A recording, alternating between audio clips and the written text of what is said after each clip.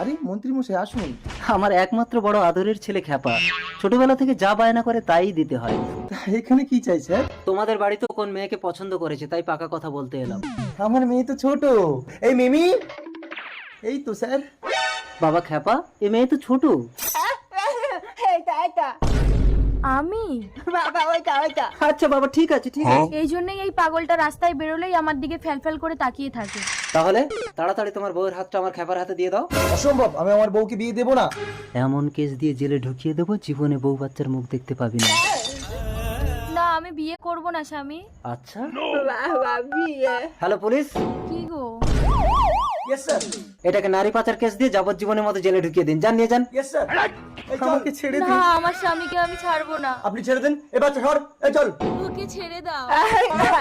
ছাড়ো, চল ছেড়ে খ্যাপা, বিয়ে দাও। করে বাড়ি নিয়ে চল, গলায় মালা করো। না, ছেড়ে